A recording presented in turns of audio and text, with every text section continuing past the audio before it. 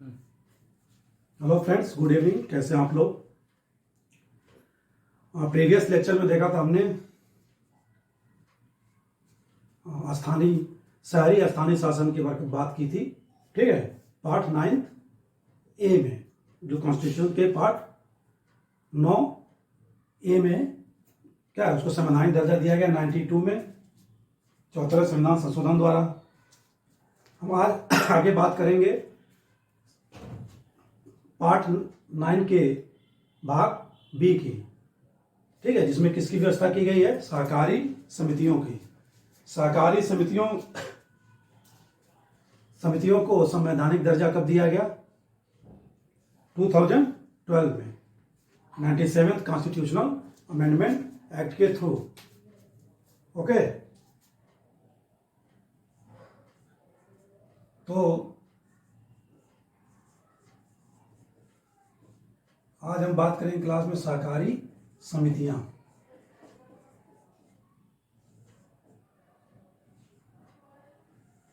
Cooperative societies की, जो constitution के किस पार्ट में है?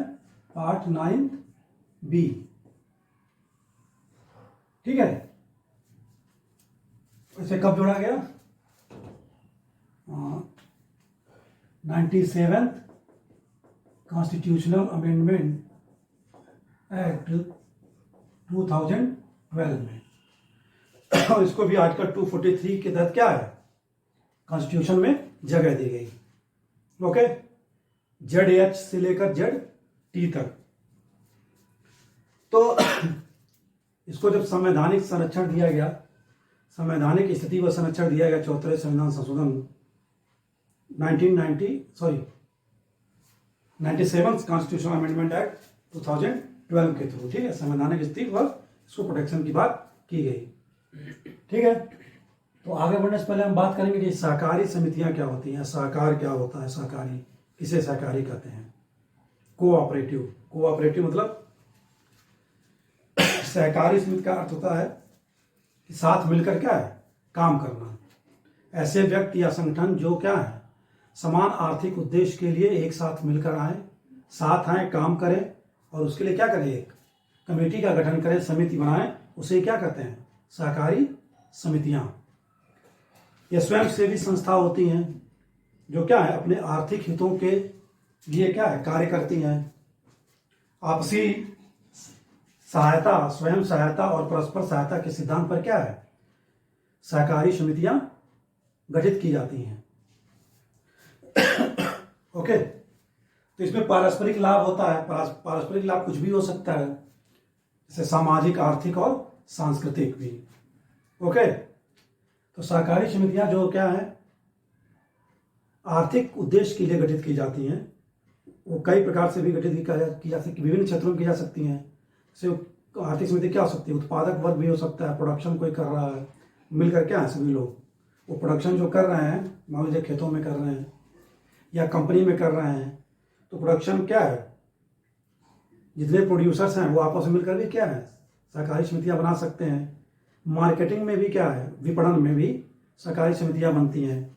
आवास या हाउसिंग से रिलेटेड भी क्या है, कोऑपरेटिव सोसाइटीज बनाई जाती हैं। वेरी फेमस शो आता TMKOC, तारक मेहता का उल्टा चश्मा, उसमें गोकुल धाम कोऑपरेटिव सोसाइटी, जहां मिलकर सभी लोग क्या है, रहते हैं। तो आवास, विपणन, मार्केटिंग, उत्पादक, ठीक है, बैंकिंग से रिलेटेड क्या है, सहकारी समितियां बनाई जा सकती हैं। ठीक है, तो ये बात होगी हमारे क्या, सहकारी समितियों की। Okay,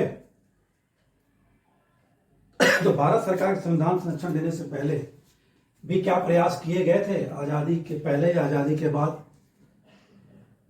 independence, after independence 1947, before 97 या आफ्टर 97? बहुत। हिस्ट्री में बात करें, अगर हम ऐतिहासिक पृष्ठभूमि की बात करें, तो क्या था, जब इंग्लैंड में या यूरोपीय देशों में क्या हुआ, इंडस्ट्रियल रिवॉल्यूशन आया, औद्योगिक क्रांति आई मिड 18th AD में, तो इससे क्या उत्पन्न हुआ समाज में? सभी समाजों में क्या हुआ, आर्थिक और सामाजिक असमानता उत्पन्न हो गई। कुछ लोग क्या हुए, बहुत अमीर हो गए, कुछ बहुत गरीब हो गए, लेबर वर्ग गठित हुआ इंडस्ट्री में लेबर काम करने के लिए, जिनकी स्थिति क्या थी, बहुत उसमें दयनीय थी। कार्ल मार्क्स वगैरह वगैरह इन लोगों ने भी क्या है लेबर वर्ग का, मजदूर वर्ग का साथ दिया, उनके लिए आवाज उठाई। तो इस आर्थिक असमानता और सामाजिक असमानता को ध्यान में रखते हुए ऐसे क्या करने के लिए, दूर करने के लिए ब्रिटिशर्स द्वारा भारत में 901 एडी में, 901 एडी में कौन था governor general, famous governor general Lord Curzon. ठीक है, लॉर्ड कर्जन ने क्या किया सहकारी समितियों के संगठन की संभावना और उसकी सफलता के लिए एक समिति का गठन किया 1901 में लॉर्ड एडवर्ड लॉ की, जिसकी अध्यक्षता किसने की, एडवर्ड लॉ ने। इसका काम क्या था, रिपोर्ट देना था सहकारी समितियों के संगठन से रिलेटेड, उनकी संभावनाएं क्या हो सकती हैं, बन सकती हैं भारत में, और उनकी सफलता कैसे सुनिश्चित की जा सकती है। तो इन मामलों में क्या है, एडवर्ड लॉ कमेटी को 1901 में क्या है रिपोर्ट सौंपनी थी ब्रिटिश गवर्नमेंट यानी गवर्नर जनरल कर्जन को।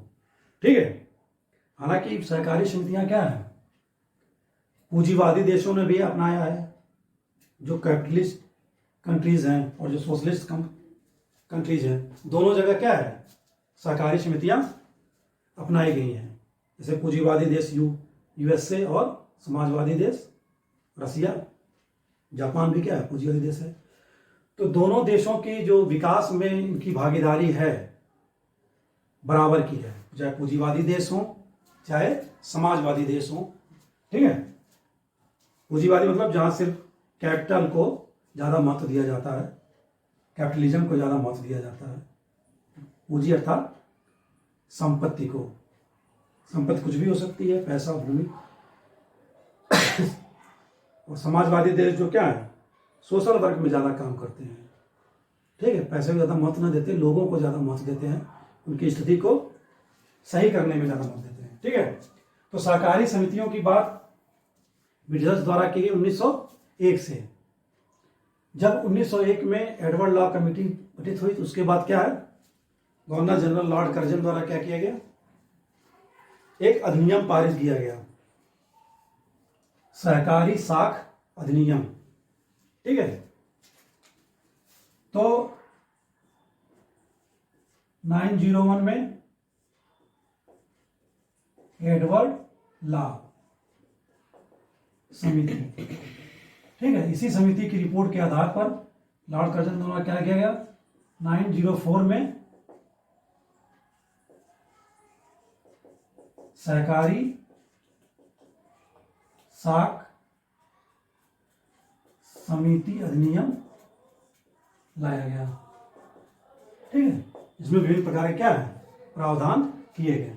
ओके, ये तो बात हो गई इसकी ऐतिहासिक पृष्ठभूमि की। आजादी के बाद भी क्या है कोऑपरेटिव सोसाइटी को काफी महत्व दिया गया। आजादी के बाद सबसे बड़ा गठित होने वाला सहकारी कोऑपरेटिव कमेटी कौन सी है, जिसका सब लोग दिल्ली वाले दूध पीते हैं, अमूल। ठीक है, तो अमूल जो दूध की बात की गई सहकारी समिति बनाकर ही की गई थी।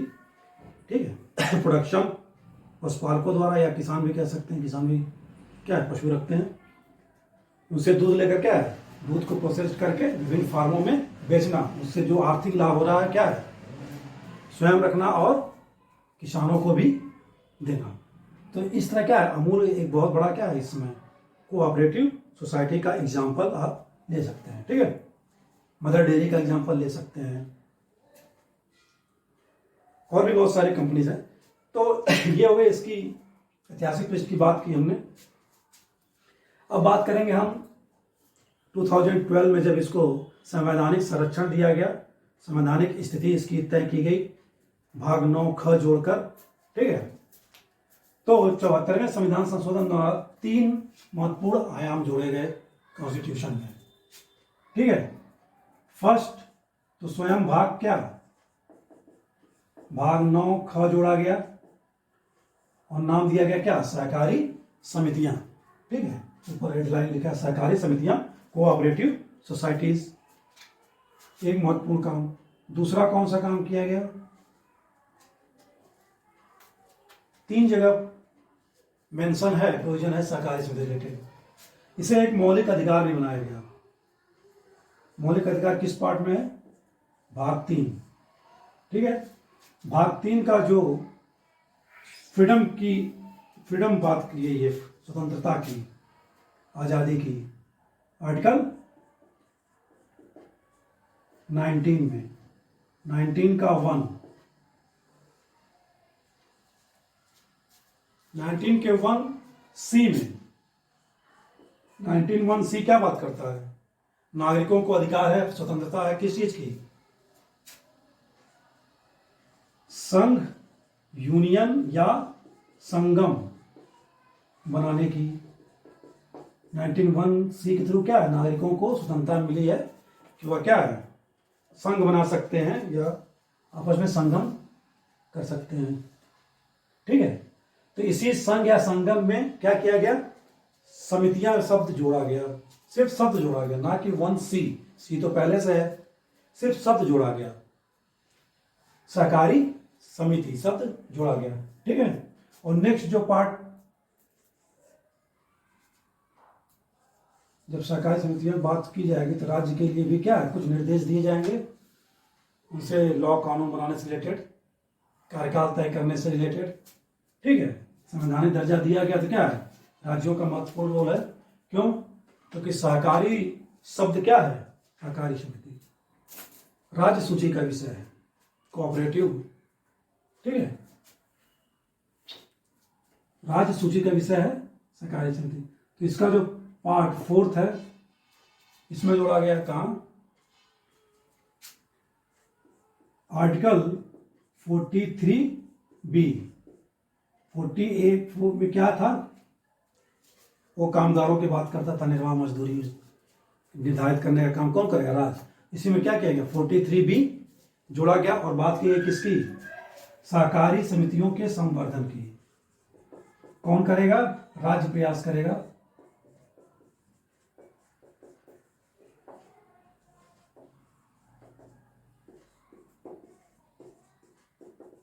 सहकारी समितियों के संवर्धन की का प्रयास किसके द्वारा किया जाएगा? राज्य विधान मंडल द्वारा, ठीक है। तो सहकारी समितियों का संवर्धन किसके द्वारा किया जाएगा? राज्य द्वारा। कैसे? इनके गठन का स्वरूप तय किया जाएगा, इनको क्या दी जाएगी? स्वायत्तता दी जाएगी, यानी कि ऑटोनॉमी क्या है? अच्छी तरह से ये स्वतंत्र होकर क्या काम कर सकें, ठीक है। इनके प्रबंधन से रिलेटेड लॉज कानून बनाए जाएंगे, इसकी बात अभी हम करेंगे, ठीक है। प्रबंधन को बढ़ावा दिया जाएगा किसके द्वारा? एससीएल यानी स्टेट लेजिस्लेटिव द्वारा, राज्य विधान मंडल द्वारा। तो जो ये मेजर 3 बदलाव किए गए या जोड़े गए, बात कर सकते हैं संविधान में, हमने देखा भाग 9 का जोड़ा गया, भाग 3 में मौलिक अधिकार बनाया गया, और भाग 4 में डीपीएसपी राज्य के निदेशक तक, directive principle of state policy में राज्यों के लिए क्या है? राज्यों के लिए प्रयास करने का प्रबंध किया गया। ओके, तो ये हो गया 97 कॉन्स्टिट्यूशनल अमेंडमेंट 2012 के थ्रू प्रोविजंस। आगे क्या प्रोविजंस किए गए हैं? इसकी संस्थापना की बात की गई है, स्थापना बात की गई राज्य विधानमंडल की, ठीक है, कि राज्य विधानमंडल क्या करेगा। इसको हम आर्टिकल के थ्रू ना देख के ऐसे ही देख रहे हैं, कोई खास बात नहीं है। तो राज्य विधानमंडल के लिए तय किया गया क्या? राज्य विधानमंडल क्या कर सकेगी? इसकी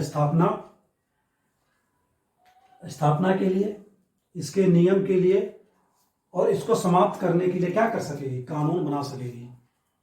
कौन कर सकेगी? राज्य विधानमंडल। स्थापना या संस्थापना कह सकते हैं, इनके लिए, स्थापना के लिए नियम और इन्हें समाप्त करने के लिए क्या है, कानून बनाने का अधिकार किसे दिया गया, इनके नियमन के लिए, नियमन मतलब रेगुलेशन के लिए, और समाप्त करने के लिए क्या है, कानून कौन बना सकेगी, राज्य विधानमंडल। ठीक है। नेक्स्ट जो बात की गई इस कॉन्स्टिट्यूशनल अमेंडमेंट के थ्रू कि जो राज्य विधानमंडल है, सहकारी समितियों का जो बोर्ड निदेशकों को तय, कितने सदस्य हो सकेंगे बोर्ड निदेशक में, या कौन तय करेगा, राज्य विधान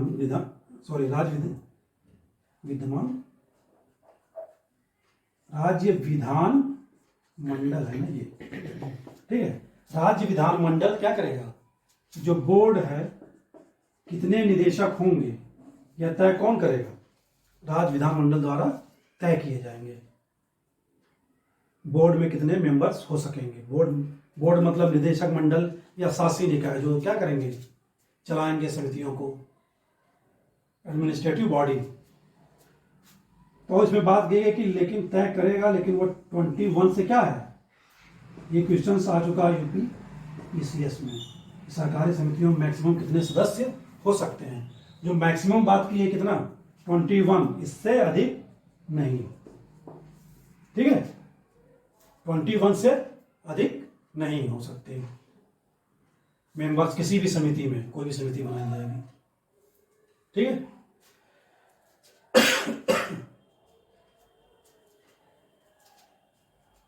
ओके, फिर ये बोर्ड बन गया 21 का। अब बात करेंगे इसकी आरक्षण की। इस बोर्ड में क्या है, अगर एससी और एसटी के लोग हैं, जैसे उन्होंने समितियां मिलकर बनाई और उसमें एससी और एसटी के लोग भी क्या हैं, एससी एसटी के लोग हैं और महिलाएं भी हैं।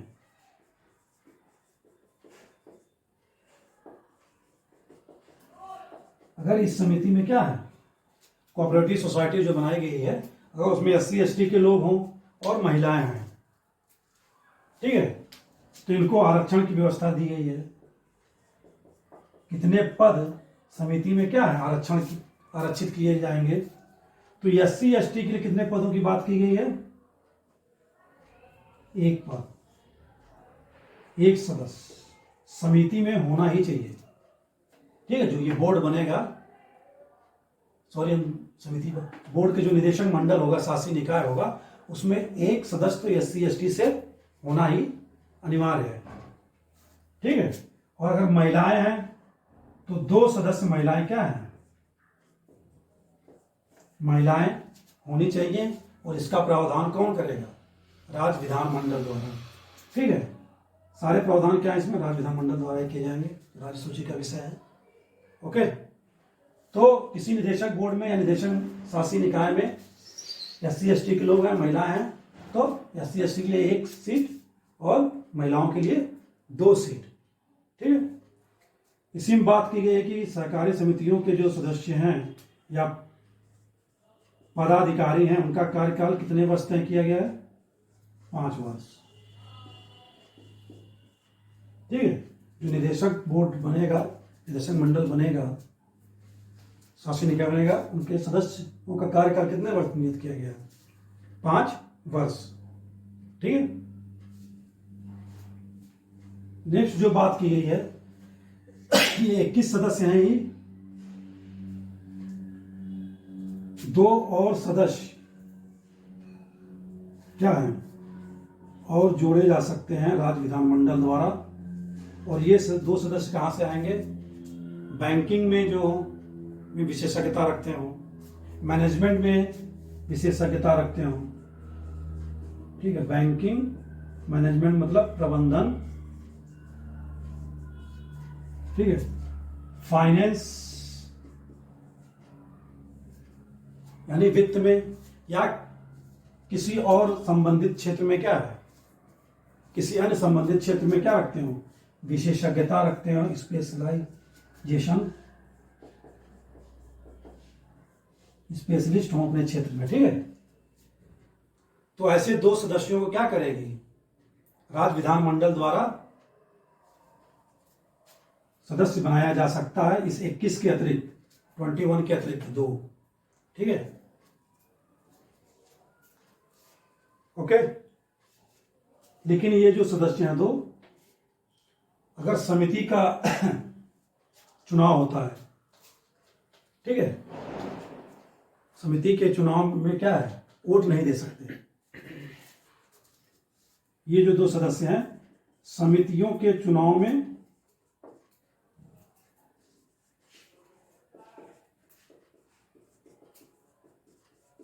वोट नहीं दे सकते। ठीक है, समितियों के चुनाव में वोट नहीं दे सकते और कोई भी पदाधिकारी के रूप में या निर्वाचित भी नहीं हो सकते। ठीक है, स्वयं निर्वाचित नहीं हो सकते पदाधिकारी के रूप में, किसी भी सोसाइटी में निर्वाचित नहीं हो सकते। ठीक है, हालांकि इसका प्रोविजन राज्य विधानमंडल द्वारा किया जाता है, नहीं भी किया जाता, लेकिन जो मैक्सिमम जनसंख्या होनी चाहिए समितियों में, बोर्ड निदेशक मंडल में, वो 21 ही होनी चाहिए। ठीक है, आंसर हमारा हमेशा 21 होगा ना, किसको 2 जोड़ के। ये तो ऊपर से एक्स्ट्रा बात की गई है, अगर राज्य को लगता है प्रबंधन में आवश्यकता है तो। ठीक है, फिर इसके बाद निदेशक मंडल या बोर्ड के विघटन की बात की गई है, प्रोविजंस जो किया गया है। विघटन तो किया जा सकता है, निदेशक बोर्ड का विघटन या निलंबित किया जा सकता है, लेकिन कब तक नहीं निलंबित किया जा सकता, 6 माह से अधिक तक नहीं रखा जाएगा। ठीक है, 6 माह तक क्या है, आप निदेशक मंडल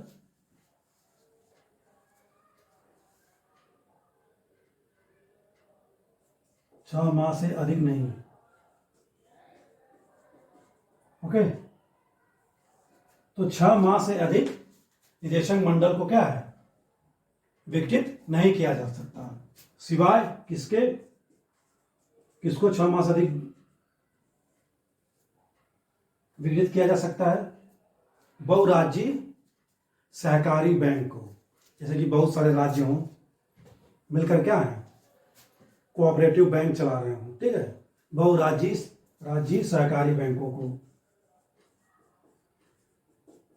बहुराज्यीय सहकारी बैंक। ठीक है, बहुराज्यीय सहकारी बैंकों को 6 माह से अधिक विघटित किया जा सकता है, और इनके लिए जो अवधि तय की गई है वह कितना है, 1 वर्ष। तो बहुराज्यीय जो सहकारी बैंक हैं, बहुत सारे राज्यों के जो बैंक हैं मिलकर काम को एक बैंक बना रहे हैं, तो उनको विघटित 1 वर्ष तक रखा जा सकता है, उनको भंग किया जा सकता है, उनके बोर्ड को। ठीक है,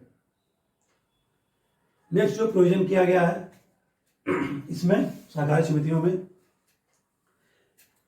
वे सहकारी समितियां जिसमें क्या है, राज्य का या कोई सरकारी शेयर है, या कर्ज दिया गया सरकार द्वारा, या कोई वित्तीय सहायता दी गई है। ठीक है, या कोई सरकार द्वारा क्या है, गारंटी दी गई है, गारंटी नहीं है मतलब उसमें बोर्ड। तो ऐसे जो बोर्ड बनेंगे समितियों के, क्या होगा, वो विघटित नहीं हो सकती या विघटित नहीं कर सकती सरकार द्वारा। ठीक है, ऐसी समितियां जिसमें क्या है, सरकार द्वारा शेयर, कर्ज या वित्तीय सहायता नहीं है, या सरकारी गारंटी नहीं दी गई है, वो बोर्ड क्या होंगे उस समिति के, विघटित नहीं की जा सकती। जैसे कुछ लोग मिल के काम चला रहे हैं, मतलब काम कर रहे हैं सहकारी समिति में, और पूरी पूरी उनकी जो फाइनेंशियल भागीदारी क्या 100% उन्हीं लोगों की है, तो उन्हें सरकार से को विघटित करने का क्या है, राइट्स नहीं है राज्यों को, उसके निदेशक मंडल को। ठीक है, अगर राज्य के किसी में समिति में क्या है, शेयर है, जैसे कि बहुराज्यीय सरकार की क्या है, हमने बात की बहुराज्यीय सहकारी बैंकों की बात की, तो वहां क्या निदेशक मंडल को विघटित किया जा सकता है। लेकिन जिन सहकारी समितियों में क्या है, सरकारी शेयर नहीं है, या सरकार ने कर्ज नहीं दिया है, कर्ज की भी बात की गई है यहाँ पर, कर्ज दिया है तब भी विकसित कर सकती है सरकार, ठीक है। या वित्तीय सहायता दिया गया हो कोई फाइनेंशियल, तो इसमें या कोई सरकारी गारंटी दी गई गवर्नमेंट द्वारा, तो ऐसे समितियों के बोर्ड को क्या है, विकसित नहीं किया जा सकता। ये हो गया इसमें नेक्स्ट प्रोविजन, ठीक है। अगला जो प्रोविजन किया गया क्या, इनके खातों का अंकेक्षण, ठीक है। तो इनके खातों का अंकेक्षण ऑडिटिंग कब की जाती है, प्रतिवर्ष समाप्ति के, ठीक है, 6 माह पूर्व, 6 माह के अंदर ही किया है, समाप्ति के 6 माह के अंदर, 6 माह के अंदर मतलब 1 वर्ष, 1 वर्ष समाप्त हो गया फाइनेंशियल ईयर, ठीक है। 1 वर्ष समाप्त हो गया, 1 वर्ष समाप्त होने के 6 माह के अंदर क्या है, जो सरकारी समितियों की जो ऑडिटिंग की गई है, अंकेक्षण करना क्या है, आवश्यक है 6 माह के अंदर, 6 मंथ, विद इन 6 मंथ। तो हो गया क्या, 12 6 18, मतलब 1.5 साल। लेकिन 1 वर्ष समाप्त होने के बाद ही क्या है, ऑडिटिंग कराई जाती है। अगर कोई बड़ी शीर्ष सहकारी समिति है, जैसे बहुराज्यीय सहकारी बैंक है, इसमें सरकार का क्या है, राज्य सरकार के कर्ज दिया है, शेयर है, तो शीर्ष सहकारी बैंकों के जो रिपोर्ट होती है वह कहाँ रखी जाती है, एसएल के पटल पर, यानी राज्य विधानमंडल के सामने क्या है, शीर्ष सहकारी समितियों की रिपोर्ट हमेशा क्या है, वहां रखी जाती है, उस पर क्या होती है, बहस होती है फिर। ओके, ये प्रोविजंस किसमें है, सहकारी समितियों से रिलेटेड भाग 9 ख में।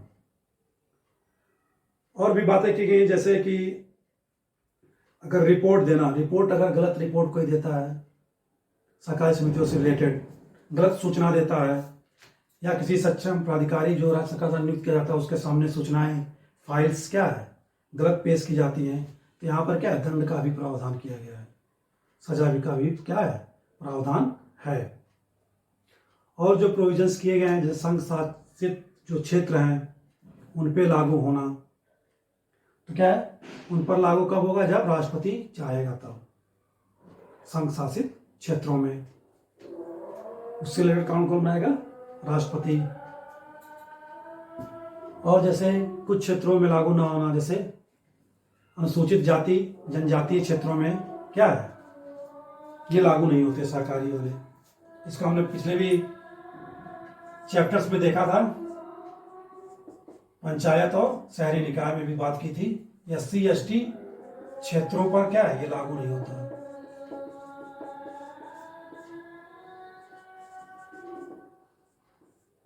अब बात की थी ना, SC ST क्षेत्रों में 10 राज्यों में कुछ क्षेत्र हैं जिन्हें अनुसूचित जाति क्षेत्र और अनुसूचित जनजाति क्षेत्र घोषित किया गया है, ठीक है।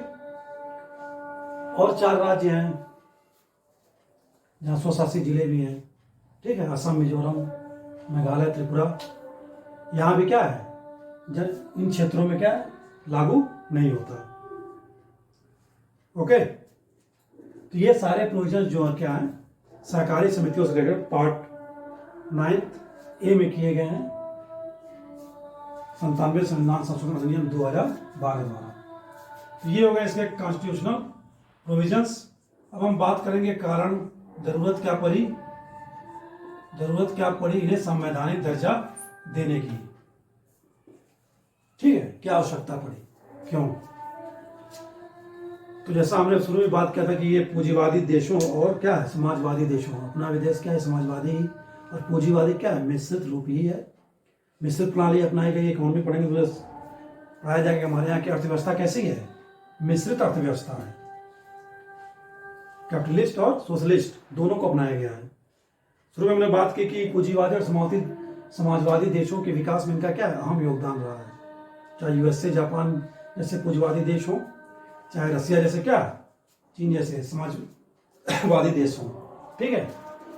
तो राष्ट्रीय अर्थव्यवस्था के विकास में या राष्ट्रीय अर्थव्यवस्था के विकास में विभिन्न क्षेत्रों में क्या है, काफी संभावनाएं हैं। तो विभिन्न क्षेत्रों में योगदान देने हेतु क्या किया गया, सहकारी समितियों को संवैधानिक संरक्षण दिया गया। ठीक है, नेक्स्ट, क्यों आर्थिक विकास में योगदान देने के लिए, देश के आर्थिक विकास में क्या कर सकें, योगदान दे सकें, इनको स्वायत्तता दी जा सके, ऑटोनॉमी दी जा सके। इनके अंदर क्या है, जो सदस्यों का चुनाव हो रहा है वोट बैंक के थ्रू होता है ना। अभी हमने बात की कि इन 2 सदस्यों को जो प्रबंधन, बैंकिंग और वित्त फाइनेंस में है वोट नहीं दे सकते। तो सदस्यों का चुनाव क्या है, लोकतांत्रिक तरीके से हो सके, इसके लिए भी क्या है, संवैधानिक संरक्षण देना आवश्यक था। संविधान के थ्रू रहेगा तो क्या है, सदस्यों को चुनने में क्या होगा, पारदर्शिता बनी रहेगी, ट्रांसपेरेंसी। ठीक है, पेशेवर प्रबंधन है तो इसमें क्या हो सके, उपलब्ध हो सके पेशेवर प्रबंधन, जैसे बैंकिंग के क्षेत्र का कोई पेशेवर विशेषज्ञता ध्यान रखने वाला आदमी है, वित्त में हो। ठीक है, इन सब बातों को ध्यान में रख के संवैधानिक संरक्षण दिया गया। और जो औद्योगिक क्रांति के समय सामाजिक असमानता, आर्थिक असमानता क्या हुआ, बढ़ी थी समाज में, उसको प्राप्त करने के लिए, यानी सामाजिक आर्थिक न्याय हासिल करने के लिए और उसके विकास के लिए, और उसके विकास का जो लाभ होगा उसका समान वितरण करने के लिए। ठीक है, सहकारी समितियों से जो लाभ होगा हमें, तो क्या होगा, समान वितरण होगा। जितने लोग क्या है जुड़े होंगे उस क्षेत्र से, उस समिति से, सहकारी समिति जैसे हमने बात की अमूल से, उसमें क्या है, बहुत सारे गांवों के किसान मजदूर भी जुड़े होंगे कार्य करने के लिए। तो जो इनकम होगी वो क्या होगा, सबको मिलेगी, उसमें वितरण होगा उनके अपने पार्टिसिपेशन के अनुसार, भागीदारी के अनुसार। ठीक है, कोई मजदूरी कर रहा तो उसके हिसाब से उसको क्या है, वेजेस मिलेंगे। कोई दूध पहुंचा रहा अमूल फैक्ट्री में, जितना पहुंचा रहा उसके हिसाब से उसको क्या है, पैसा मिलेगा। तो सामाजिक आर्थिक न्याय हासिल किया जा सके और जो विकास हो उसका लाभ का वितरण समान किया जा सके। ठीक है, ये भी एक कारण था। सहकारी समितियों क्या हो, कोई बाहरी दबाव ना हो, दखल अंदाजी ना कोई कर सके। संवैधानिक अगर राइट्स दिए गए हैं किसी को, जैसे हम नागरिकों को क्या है, मूल अधिकार दिए गए हैं, अगर कोई उसमें हस्तक्षेप करता है तो क्या है, आप सीधे सुप्रीम कोर्ट जा सकते हैं और हाई कोर्ट जा सकते हैं। अगर ऐसे ही क्या है, सहकारी समितियों को भी क्या है, संवैधानिक दर्जा दिया गया है, तो कोई बाहरी दखल अंदाजी रोकी जा सके, उसको मुक्त रखा जा सके बाहरी दखल अंदाजी से। इनका जो ढांचा है स्वायत्त बना रहे, कामकाज क्या लोकतांत्रिक तरीके से होता रहे, सुनिश्चित हो सके। ठीक है, ये भी कारण था। और सदस्यों इसको क्या है, दूसरे जो इसके स्टॉक होल्डर होंगे उनके प्रति प्रबंधन को क्या करें, जवाबदेह बनाया जा सके। जवाबदेहिता, लायबिलिटी क्या की है, सुनिश्चित की जा सके। ठीक है, कानूनों के उल्लंघन पर क्या है, रोक लगाई जा सके। ठीक है, जो सामाजिक जो सहकारी समितियों का सिलेक्टेड जो कानून बने होंगे अब तक या बाद में जो बनाए जाएंगे, उसके उल्लंघन पर क्या है, रोक लगाई जा सके। तो इसलिए क्या है कि गवर्नमेंट द्वारा 2012 में क्या किया गया, इन्हें संवैधानिक संरक्षण दिया गया। ठीक है, तो हमने आज के लेक्चर में बात की सहकारी समितियां, ऐतिहासिक पृष्ठभूमि भी देखा और प्रोविजंस भी देखा, कॉन्स्टिट्यूशन में कारण भी हमने डिस्कस किया। आज की क्लास क्या है, यही एंड करते हैं। कल नेक्स्ट क्लास देखेंगे हम लोग। नमस्कार, शुभ रात्रि।